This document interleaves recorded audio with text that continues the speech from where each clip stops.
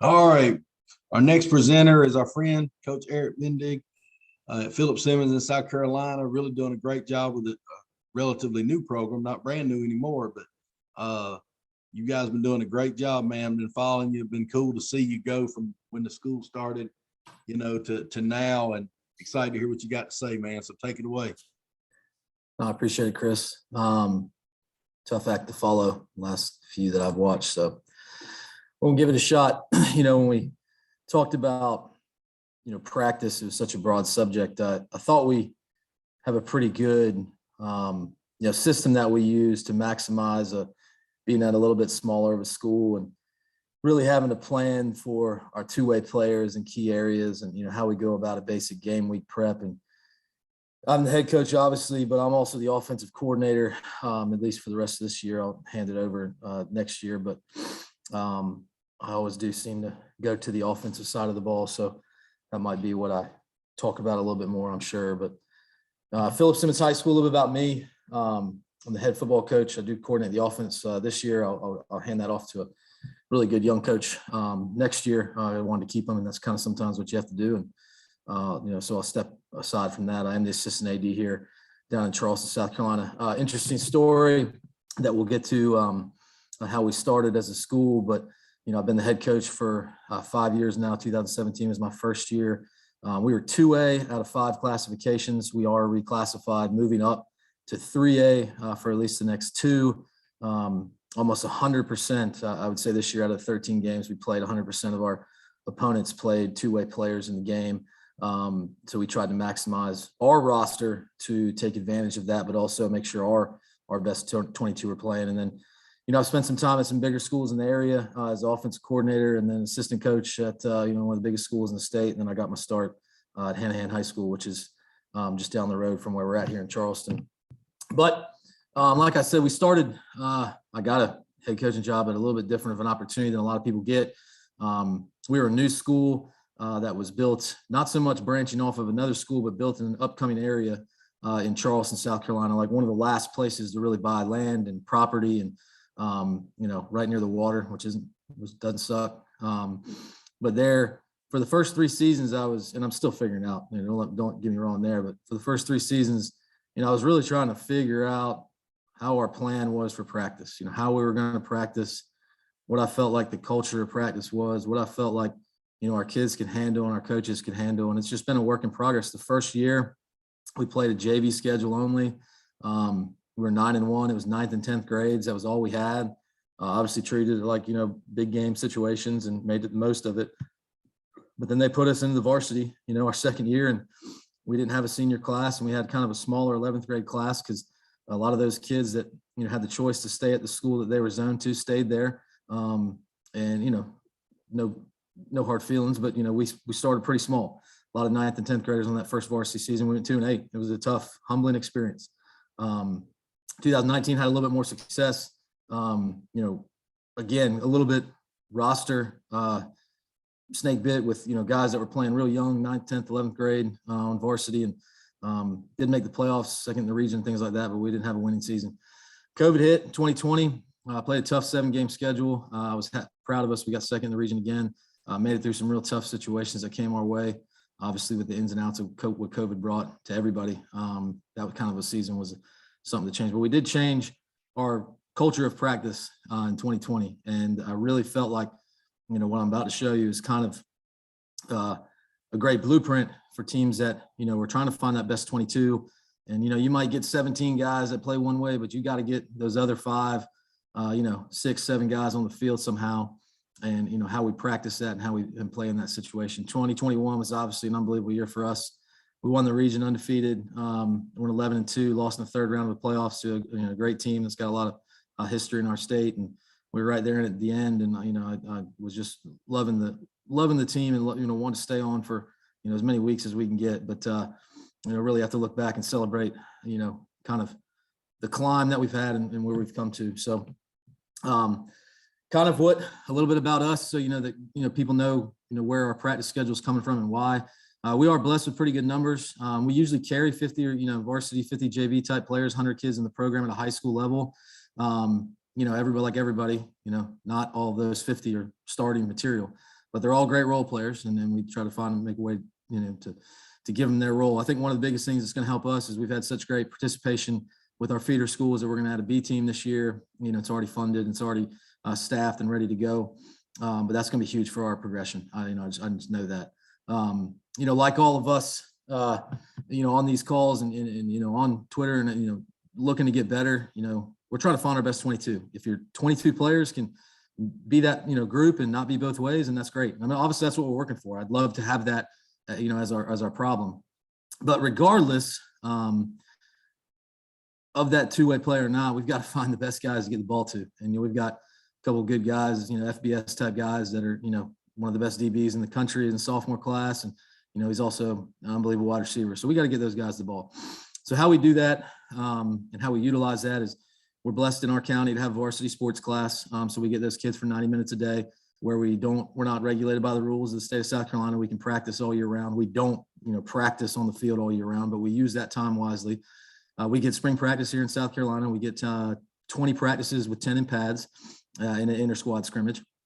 And then we use, obviously, like everybody else, summer sessions in June and July, and then a 3-week preseason in August, where we experiment, build depth, see where guys can play, find ways to get guys in multiple spots. Our biggest area is concern in our area. We're near the beach. We got a lot of people that, we got, vegans and all sorts of stuff on our, all those guys that are worried about what they got going in their body and stuff like that. We have a lack of what I would say are OLDL bodies. So we got to get a little creative there. We treat our big kids, the best we can in this program. They eat first in every team meal that we have. And those OL and DL we treat like royalty because we need them. And, the big ones that come in our program, they're going to play a lot of downs for us and we're going to get them ready to go. But we do have a lot of playmakers on our team and a lot of guys that, have great speed and great catching ability. So we got to get them on both sides of the ball. Like I said earlier, almost 100% of the teams we play are two-way players in this classification. So what it led us to decide as a staff, and then when I was going out and, studying and trying to be the most efficient we could be, was that we've got to have two-way practices. I've went around and talked to other people in our area that, go both ways. And sometimes they'll practice offense on Monday and defense on Tuesday. And as a guy that's just always been on the offensive side of the ball, I just couldn't imagine going a day without hitting, the part of that, the big phases of your game, the offensive or the defensive side of the ball for a day. So we split our practices up and we use our players, to try to get the most out of them and win. Our staff coaches one position group, and I'll show you a breakdown of it. But we coach the JV and varsity together. I think that gives us the ability to change guys in and out, really keep those guys in the pipeline. If we need scout team guys, if we need, somebody to fill in for an injury, things like that. So practice the JV and varsity together, but we're on separate fields. So how we do that, I'll show you that in a couple of our in slides later where we have it set up, but it allows us to teach our systems. It keeps our staff engaged the entire practice. One of the things I can't stand, and a lot of the guys know about me and my staff, is that standing around if you won't ever get the negative side of me, you'll be, you're standing around not using the time wisely. So it provides that ability to practice players both ways for our guys to coach kids from 9th grade all the way up and for us to maximize our time. Like I said, I'm the offensive coordinator. There's some players that are off limits. I take the QB and he doesn't get on the other side of the ball at all. Our quarterback this year will probably play linebacker, tight end in college at the Citadel down here, but he was the best quarterback in the region, one of the best in the state, and I didn't let him touch the other side of the field. Usually I give the defensive guy a little bit of a bone there, and I'll let him keep, the free safety of the mic, somebody that's really important to him, and I don't touch him, but I can't promise I won't grab him for something. That's just the way we are. But when we go, and I've heard it a couple times, we try to keep the big guys fresh. And like Coach Nix, I'm a big proponent of Feed the Cats philosophy with Tony Holler. I'm a big proponent of trying to keep those big bodies as fresh as possible. But what it comes down to, and I'll show it in another slide, is it really takes a lot of work as a staff to work on sharing these guys. Because I'm sure our best center could be our best nose. I'm sure our tackle that's really good could play end for us when we're playing 3-4 and really help us, stand up against the run. But those are things that we have to come to an agreement on, and we have to work on in a portion of our staff meeting Sundays and obviously all off season, where we really work to build depth and realize that if our best center would be our best nose, all right, well, let's find our best, our second best option at nose. and really work him to be a starter. And then we know we have a good backup in our center to cross over. So we've got to do that to keep it the best we can. We try to keep it 5 offensive starters, 3 or 4 DL starters that, don't cross, and then we fill in the gaps from there. And like the feed the cats philosophy, prioritizing fast is everything that we do. Mentally fast, physically fast, not overloading the kids, not overloading, any part of our 3 phases of the game. We love having that big, big body in our program, but I mean, if you can make them big and fast, and I've seen George out there, that's even better. So we prioritize fast in everything that we do 12 months out of the year in our strength and conditioning program, but we also prioritize it in practice and how we lead up to Friday, which we call the fastest and freshest day of the week. So, kind of some of the big themes for us. Iron Horses is our logo and our mascot. So one of the things, Tony Holler talks about is he wants race horses and not plow horses. He doesn't want these guys that are just kind of plodding along.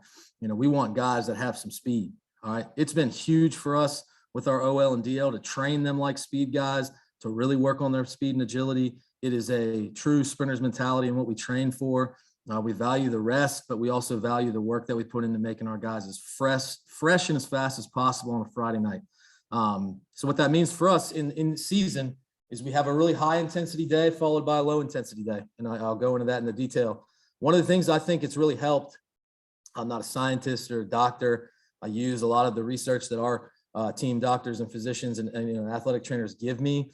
But our injuries over the years, I just asked her a couple nights ago, our trainer, give me a number, give me a percentage. And she says, when she goes back and looks at it, we've decreased our injuries each year by 50% with having kids go both ways. For me, that's huge. For us being as healthy as we possibly could in week 9 and week 10 of our season really helped us finish out the year stronger than a lot of other people. Over the last 5 years, we've been lucky not to have, knock on wood, good Lord here, torn muscle or ligament and things like that. And we very, vastly limit our concussions. And those are the 3 big hot button issues that obviously we face as coaches.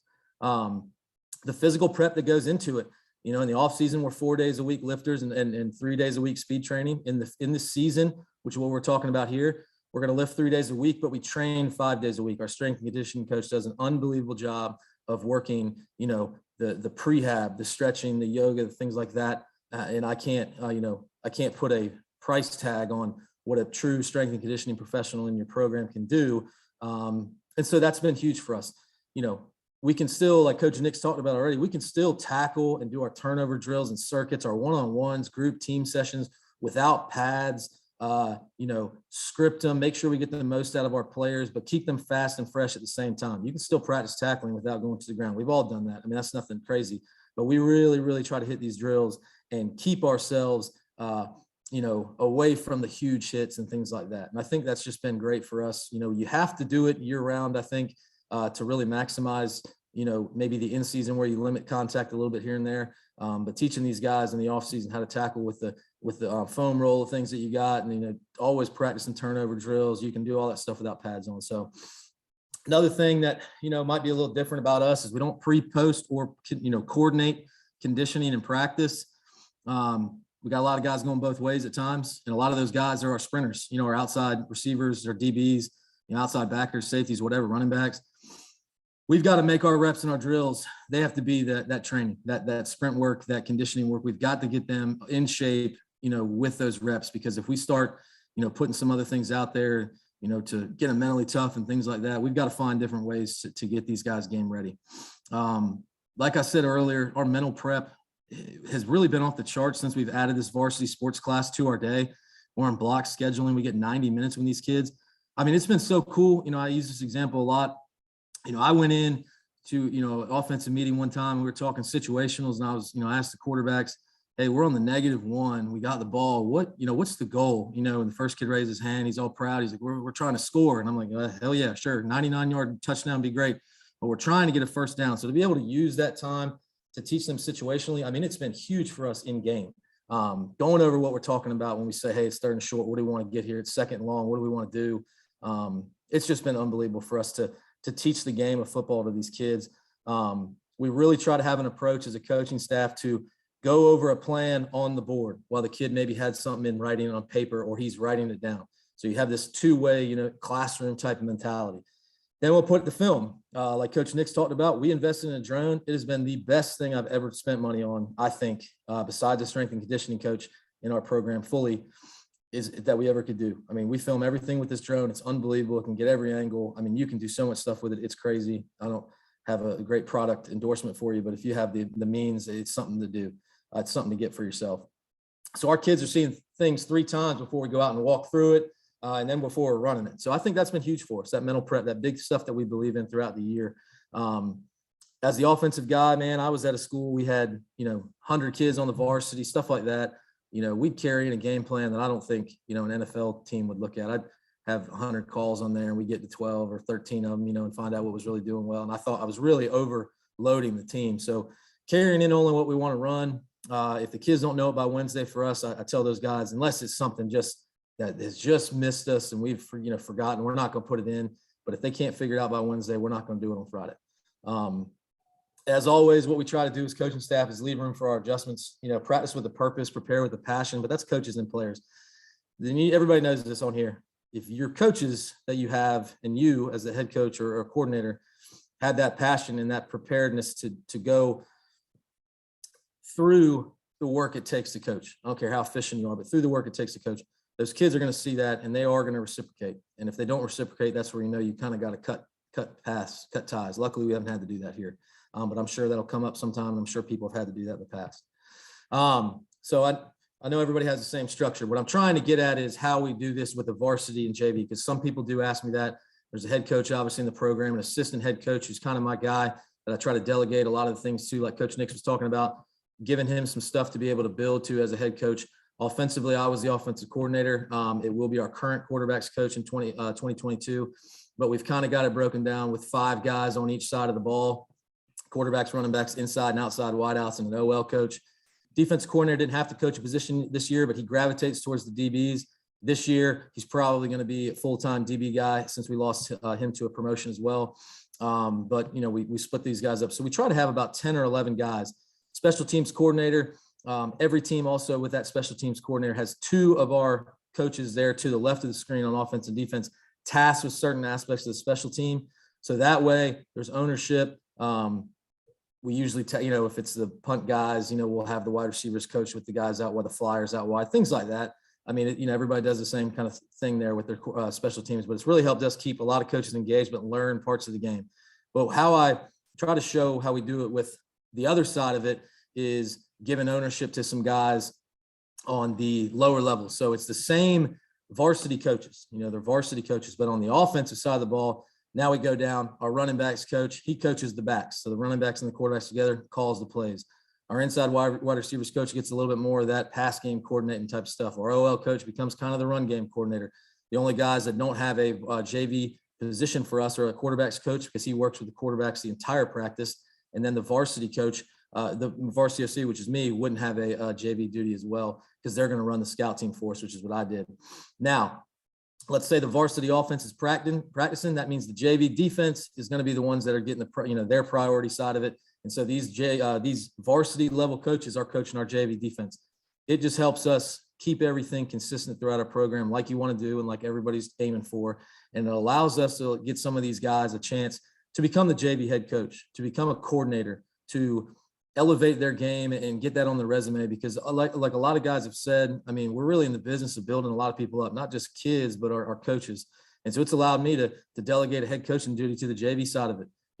Hey man, what do you do when you're trying to get team meals? Well, I go out and I ask whoever the heck will listen to me to get a meal for us on Thursday and Friday. So he learns a lot of those things on the fly with my help, and they take ownership. And I think it's been great for us. So that's how we kind of practice our varsity and our JV together, and kind of put the cart before horse here. I'll show you, our week at a glance, Sunday to Friday night. Like everybody, I know a lot of people do some things differently. We don't bring the kids in here because we have so much time with them in class. I feel like that's a lot of kids that, might not have a ride. So we do meet as a staff on Sundays. I've done it where we haven't met before, and we did kind of the Zoom and Google Meet, but I really thought we lost a little bit of our, just our cohesiveness and the ability to get in a room together and go through it. Now, I love to have a plan, and I always want to have a plan in the meeting. I hate sitting around and just, chit chat and filling time. So usually about our staff meeting on Sunday, it's 45 minutes to an hour. It's obviously longer once we break up and go offense, defensive game planning, and when I meet with coordinators and things like that. But like a lot of people do, we're going to review the previous game by our units, by our groups, talk about any glaring issues, talk about how we're going to get them better. We recap our goals, which I don't mind sending anybody, the goals that we go over. We try to keep those pretty short and concise, 6 per side, to really not water them down too much. And then we recap the week of practice, which leads us to kind of how we get better with these two-way guys and how we build our depth. So for me to sit here and say we're going to do 10 minutes of Indy on a Monday or 20 minutes of team, those things usually ring true, but let's just say, our OL coach needs that more Indy time like they always do, or our defensive coordinator needs more play recognition or something like that. We really sit down and focus on what are our needs this week and how we're going to attack a certain opponent and what we need to do. So our practice plans will look the same pretty much week to week, but there are different things that we'll pull from here and there if we need to drill or if we need something changed.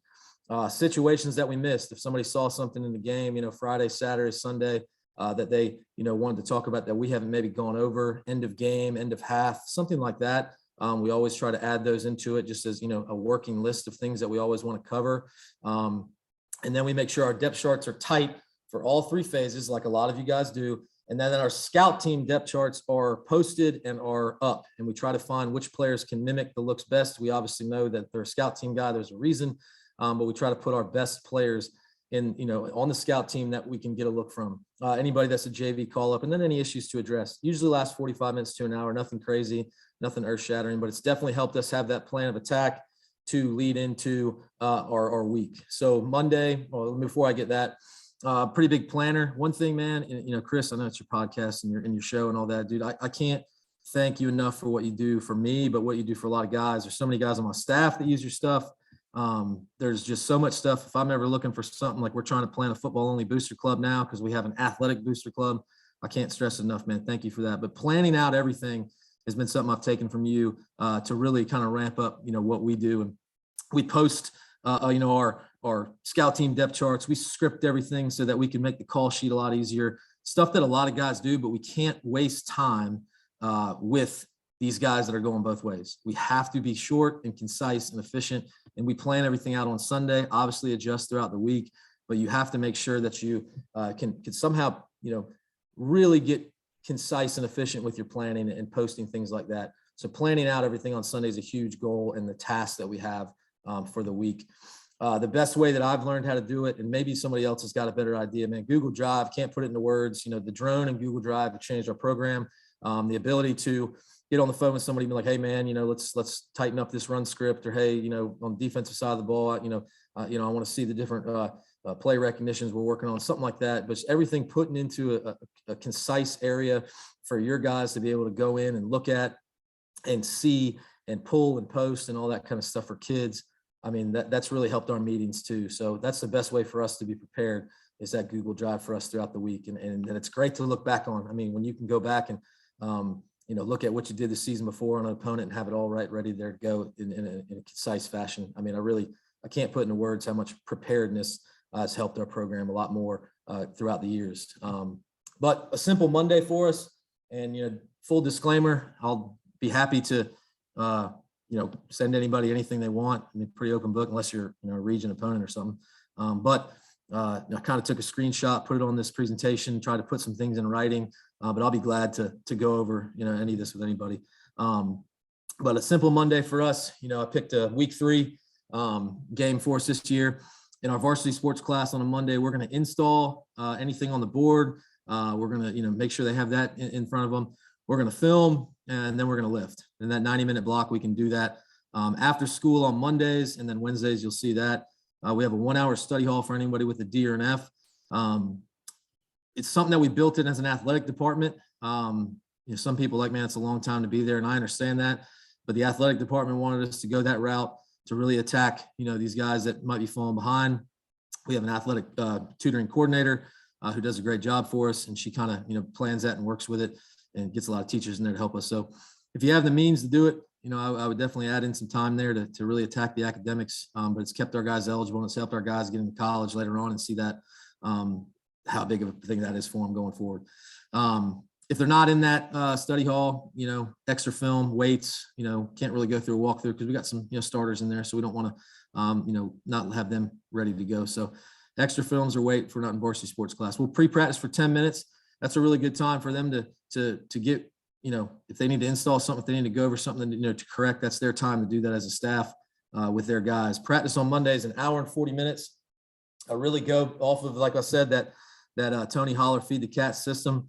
We don't pad up as much as people like or do. But again, like I said in the beginning, it's helped us be injury-free, man. It has helped us be injury-free and fresh on Fridays and then fresh in the end of the season. And I think if you are in those two things, you're probably put yourself in a good situation. So we're helmet, shirts, and shorts. It's a sprint day for us. So with that being said, we do a lot of pulls, and, counter plays by our offensive line, slants and stunts by our defensive guys, longer runs by our skill players. We have a huge 7-on-7 day. It's not like the 7-on-7s of the summertime. It's obviously geared towards the team you're playing. We work PAT every single day. I'm always there for points, and, we have a really good field goal kicker, but we always work PAT right at the beginning, work him around some field goals, and then obviously get our block team in there too. Mondays, we go offense first. It's 40 minutes. Within that 40 minutes, you can kind of see on that one side of the screen, the the OL is going to get some of their individual time. Some guys are going to get individual time. We'll hit a lot of mesh. We love to run the ball and do RPOs and things like that. We'll get our 7-on-7, get our real good 10-minute sprint period in, install anything new, and then hit red zone really hard. And then our base runs. In the middle of that, pretty much every practice, you're going to have a special team. We do that for 10 minutes. Work your drills. You got your coaches, people are flying around, everybody's involved, and then we'll get 5 minutes of that 10-minute period with the scouts. The defense gets their 40 minutes. I trust our defense coordinator like no other. I give him 40 minutes, and he just tells me what needs to get done. As long as you practice, how we want to practice, and get your good sprinting in that day. It's a lot of stuff that he does, a lot of formation alignment and assignment, and things like that. So post practice, hit them with a couple of the things that we were going to do. On Mondays, we let the seniors pick out the uniform for the week. I think that gives them ownership. I do have final approval. I've only had to, in 5 years, 3 years I've had seniors. I've only had to say no once, but let them have that ownership. I think that's pretty cool. They pick the uniform, and that's the uniform that we ride with for the week. And then we have what's called OC, which is called Opportunity Club. And that is your opportunity to earn back any of the negative things you might have done at practice or that day. The teacher emails or something like that. We don't get a lot of them, but if I get one, they're in the Opportunity Club, the opportunity to get kind of back in the good graces of the team. Any way to not say it's punishment, but that's what we call it. Tuesday, we get a little bit more heavy into special teams. It's obviously a more full pad day, but it's more of a non-sprint day. We're hitting the thud period. We're not going to the ground as much, more recovery in between reps. The game plan's a little bit more locked in. We might sprint and do some full go routes, but those are kept down to a minimum with a good portion of our teaching and our whys of why we're doing things, there. More group and inside work on defense. Teams at more of a teach pace. If we can get, a 10-minute period, if we can get 16 plays in, 8 plays in a 5-minute period and really do well, we'll be able to teach off that tape the next day, but also, pull some guys in and out, get some good depth work in there. And obviously our defensive coordinator is big on the themes of the day. It's a tackle Tuesday. We're really working those non-sprint type things that we can get our forms and fundamentals down. But again, starting with PAT, hitting punt for the first 10 minutes, going in the middle of the field or the middle of the practice schedule there and hitting special teams punt block for 10 minutes. And then the defense gets to go first on Tuesday and the offense will go second. And again, we'll have anything that we need to do any post-practice words or things I need to get out there in an Opportunity Club at the end. So another hour and 50 minutes. It's under 2 hours unless you count pre-practice. It's right there at 2 hours. So in our 90-minute sports varsity sports class, we're getting review of the previous day. We're getting install. We're getting more film. We're getting recovery and activation, and then we're getting a walkthrough. So using that 90-minute time in the school day to get that stuff done has been huge for us. We get out of school so late, man. We get out of school at 4 o'clock. So we got to be able to maximize the time that we have. Wednesday, we get back into the lifting routine, still reviewing and film in our varsity sports class. After school, we're back to that study hall, which we do 2 times a week. And, then we're back out on the field for another hour and 40 minutes and we go back to shells. Again, obviously you're not going to the ground in that day, but it's a heavier sprint day. We want the legs a little looser, longer runs by our skill guys, more full speed routes, drops and coverages by our skill guys. A lot of the blitzes and the slants. We hit the red zone real hard, the screens real hard. And then we take a lot of our shots and third down calls there. So a lot longer of a play maybe. So it's a sprint day for us. And we go back to offense being first, special teams right there in the middle with kickoff return. And then defense goes second. So an hour and 40 minutes, hour and 50 if you count pre-practice, less than 2 hours. We're getting our two-way players depth. We're coaching up our JV in the same time frame, just a flipped practice script. And we are maximizing our in-practice reps for game speed, sprinting, things like that. Thursday, like a lot of people do, it's a little bit more of a, play the game type thing. What we do is, we use our varsity sports class to get the films corrections out of the way, get another lift in. It's our third of the week and our last of the week, and then review and walk through. And then we'll get out to pre-practice, which is mostly just the kickers getting loose, quarterbacks throwing, getting some center quarterback exchange on a Thursday.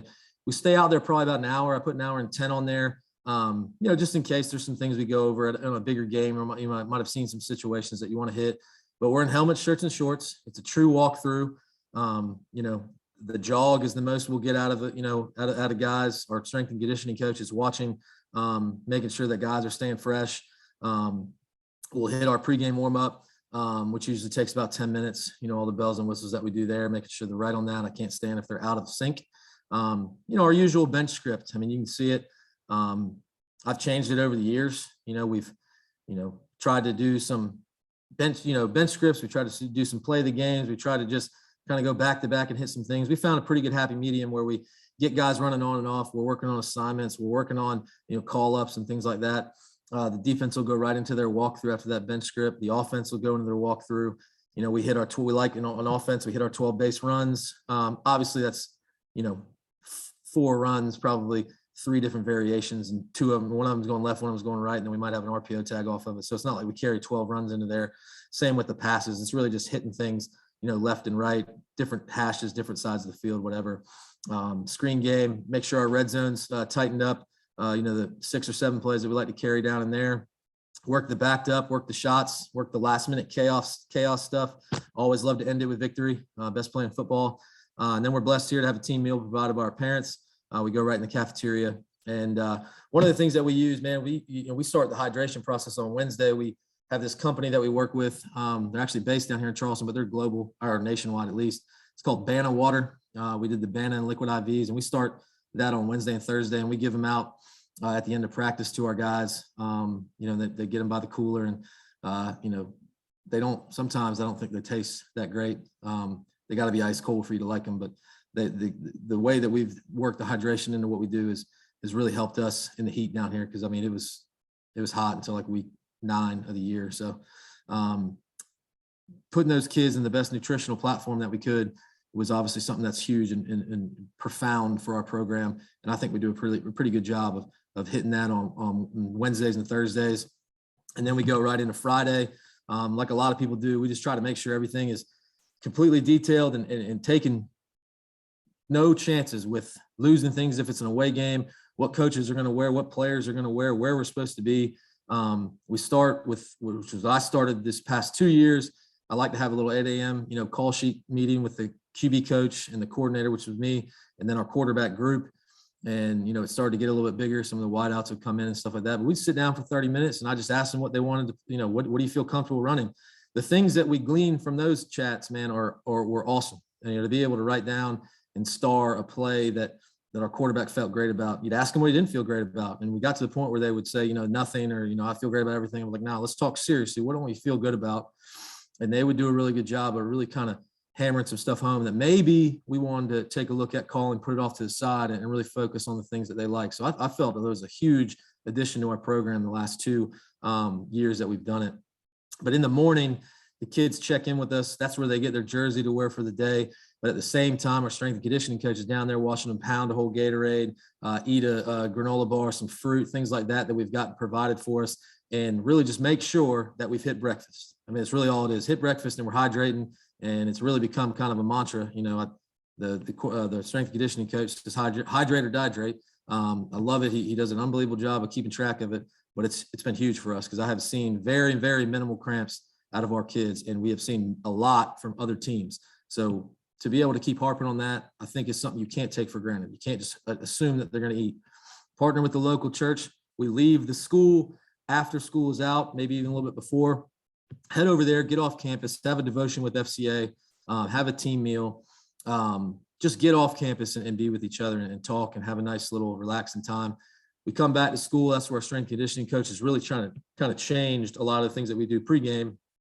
We have some yoga, some foam rolling, some stretching, some visualization, RPR, reflexive performance reset, where we're really working on just kind of really getting the body right and mentally prepared. Nothing too hype. It's really silent. I try to tell those guys kind of keep it to that pace. There's not a lot of music. They can listen to their headphones, but it's just this time that we can really get our bodies right. And then we roll right into pregame. I used to be the guy that we're going to go out at 6 o'clock. Well, it's 99 degrees here at 6 o'clock still. We're out there just, getting lathered up. I still feel like you need to get out there, hit a little bit, catch a few balls, get loose, but we take it a lot slower. All right. We take it a lot slower than we have. We've pushed it back. We value that rest time. We value being as fresh and as fast on Friday as we possibly can. And what I tell our guys is it's a very thorough plan for how we get to 7:30 on a Friday night. But if we overplan and we over-prepare as coaches, to a good extent, and make sure we know where these kids are supposed to be, and where the coaches are supposed to be, and exactly what they're putting in their bodies, and exactly how they're handling their pregame warm-ups, we're going to make it very easy for the players to play fast, to play fresh, thinking about one thing, and that's just going out there and making plays for the team, making plays for the program and the community that we're in, and playing as fast as possible. And that's what we value. And the way we start Sunday meetings to the way we get to Friday is the testament to that. And we're not a finished product, haven't won a state title. Hopefully those things will come, but I do feel like we're in the right direction of where we want to be to get them as fresh and as fast as possible on Friday night, and playing both ways for some of our guys, and maximizing our time and efficiency during the week. So, as I ended here, I know there's not a lot of guys on for questions. You're watching this later on, reach out to me, open book, man. A lot of this stuff is stolen or taken. I don't want to say stolen, but I'm always open to talk. I don't have all the answers. I'm always trying to look to be more efficient. I want the best version of our staff and team.